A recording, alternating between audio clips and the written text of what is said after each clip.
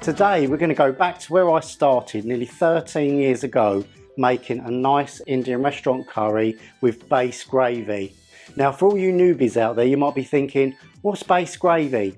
Base gravy is one of the pillars, the fundamental pillars in Indian restaurant cooking.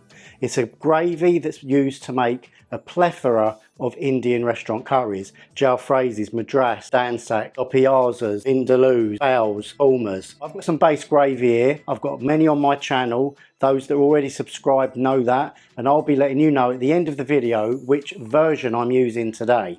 So stay tuned. This is a slightly different recipe to anything I've done before. I'm going to be teaching you all the tips and tricks to be producing Indian restaurant curries at home. Let's check out all the ingredients. So first of all, we've got 2 tablespoons of garlic and ginger paste. I've just blended some garlic and ginger, 50% each, with a little oil and blended it into a paste. You can also use frozen cubes. Here I've got 1 tablespoon of curry powder or mixed powder. If you want a good mixed powder recipe, check it out on my channel. I'll leave a link in the description box below. We've got some tandoori masala powder, some chilli powder, some Kasoori Methi or fenugreek leaves. I'm using 3 fresh green finger chillies sliced down the middle so all those lovely seeds come out and make the curry spicy. Here I'm using a 1/4 teaspoon of salt, and here this is a blob of my special sauce that some of you may have seen in my new chicken pathia recipe which I released a few months ago, but I'll write it out and leave it in the description box below for you. It's optional, but it does add something to the curry, and if you want to get close to your Indian restaurant, I would suggest you use this. Back to the ingredients. Here I'm using 3 tablespoons of double concentrate tomato puree. I've added some water just to make it pourable into the curry, and I'm using half an onion.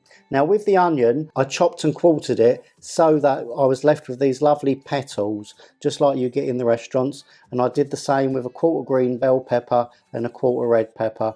Again, add what you like, take out what you don't like. And what I did is I blanched these in some boiling water from the kettle in a jug, just so that they became nice and soft and they cooked really quick in the curry.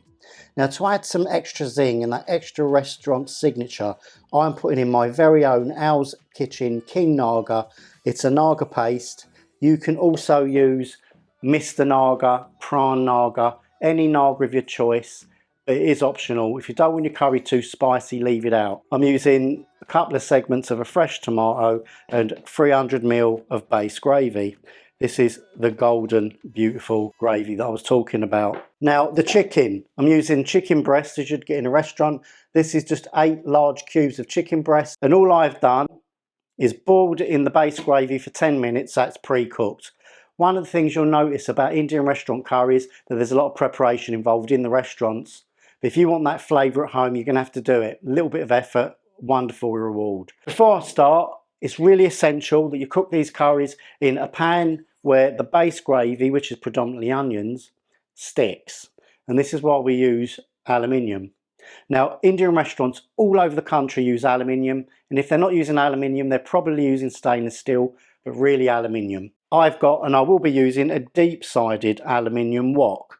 Why? Because they create less mess, because you tend to get a little bit of spitting and splattering. So let's start. Can I just disturb this video just for a quick second to say, please, if it's at all possible, can you just show your appreciation just by subscribing to the channel, liking the video and leaving a little comment just to say hello. It really helps the channel. It's your way of saying thank you for what I'm doing, providing the content, covering some of my costs and putting a few pennies in my pocket for beers and curries. So if you could do that, it would be greatly appreciated from my heart. Anyway, let's get back to the video. So let's start by heating up, say 4 tablespoons of vegetable oil. So we don't scrape the pan, let's start warming that oil up. In goes the ginger and the garlic paste, back of the spoon. Take it around the sides of the pan.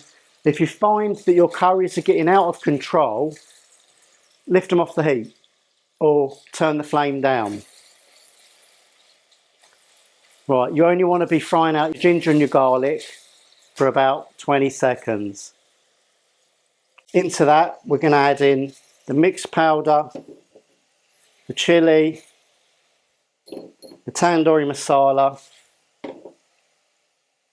We're going to just fry those out for like 5 or 10 seconds. In goes the tomato paste.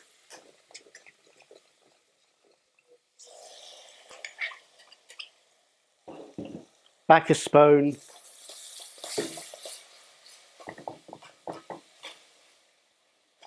Now, different restaurants will be putting these in the pan in slightly different orders. Don't get too anal about it. I never have. I produce good results. You will too. So into that we're going to put in our veggies.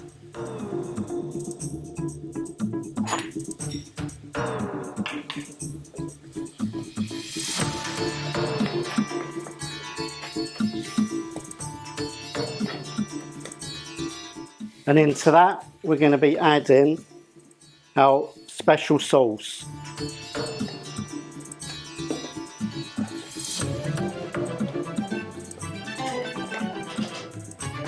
Tiny amount of base gravy just to loosen things up a little bit.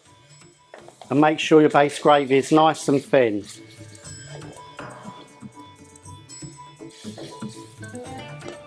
Sling in the chillies. Sling in the chicken.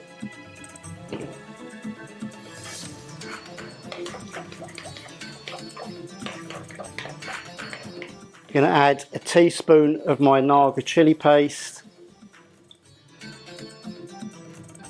Not too much. And 1 full ladle of base gravy. All that's left to do now is cook that down.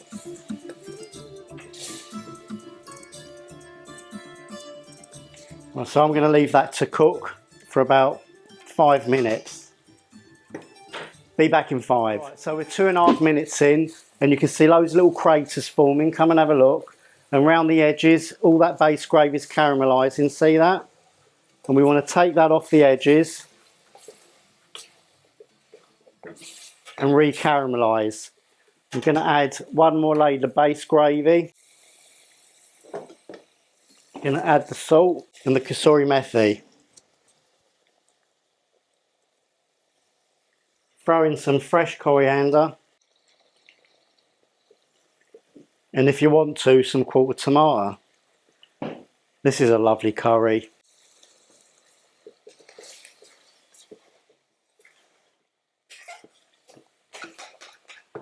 Well, that'll be ready in no time, just a few more minutes. Right, how quick was that, guys? Look at this. More craters. And that's all ready to plate up. Now, if you want this curry even better, use pre-cooked chicken tikka. I've got a wonderful recipe. I even sell my own mix, so check that out in the description box below. Today I went with normal chicken because I wanted more people to cook this at home, and I know it's really easy just to cut up a chicken breast. But chicken tikka jalfrezi is my personal favourite. And look, I'm even going with the whole takeaway theme here because this is for tomorrow's dinner, believe it or not. Let's plate this up.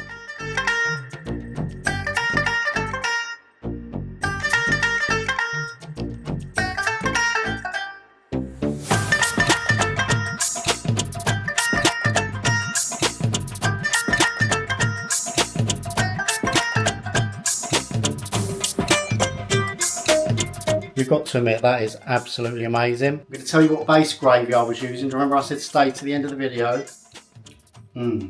Absolutely, oh my god, that is sensational. I mean, this is like, you know, better than your Indian restaurant takeaway. Older takeaways, they don't come this good. So anyway, the base gravy that I used for this one was my last video, which I recorded as part of my garden series a few weeks ago. I'll leave the link description in the box below for that recipe for base gravy. It's an original base, the ones that the Indian restaurants use. It's simple to do and there isn't too many ingredients. You can freeze it as well, so that's really convenient. It's love for the love. Smash the subscribe button, leave a comments box below, and I'll see you in the next one. I'm Al, and I'm out of here.